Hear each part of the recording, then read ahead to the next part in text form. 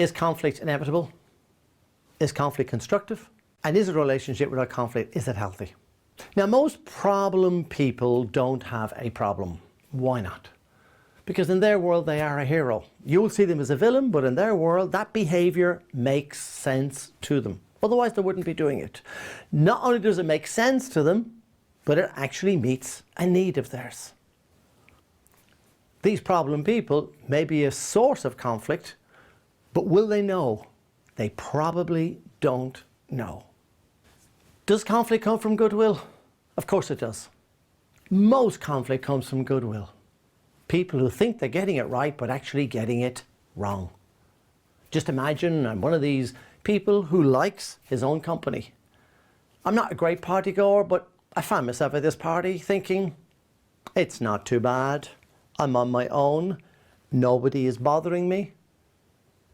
And then this caring person spots in the corner this poor isolated soul and thinks, oh my goodness, it must be dreadful to be on your own, and goes all the way over there and spoils that person's party.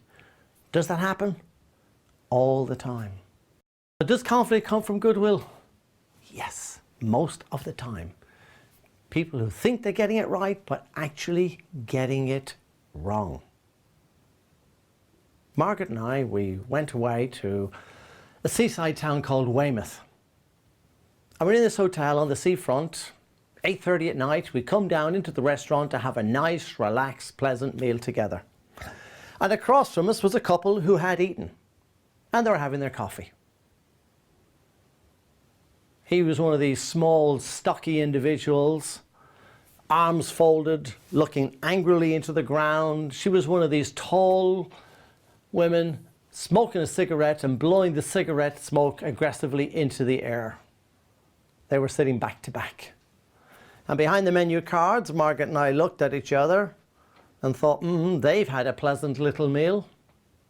And the next thing, she says to him, and it was a public place, that's always been your problem. You click your fingers and expect people to jump to attention, even the children don't like you. And as I stuck my head deeper into the menu card, but my ears got bigger, you know that one? He says back to her, nag, nag, nag, woman, you're getting more like your mother. I don't know why I ever married you. And the next thing, out of the corner of my eye, I couldn't believe what I saw. She gets the remains of her coffee and just calmly dumps it on his lap. And he grabbed her wrist and through clenched teeth said, don't you ever do that again. Eventually he released his grip. They sat back to back, never said a word. And after about 10 minutes or so, they left. Imagine I was daft enough to follow them outside and say, excuse me, can I ask you a couple of questions? 0 to 10, how much do you feel your partner understands you?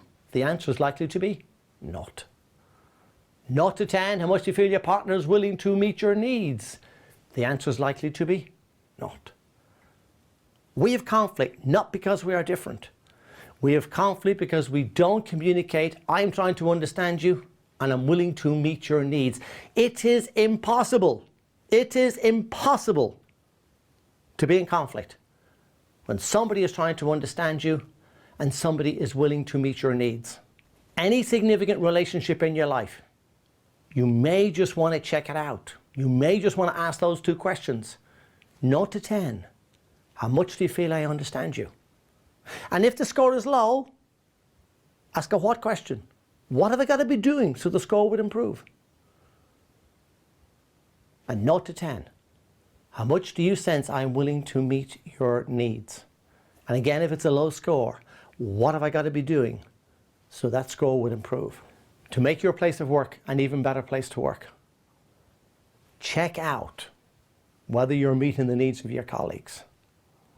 Make sure your own personal needs are being heard, and problem solve on both sets of needs.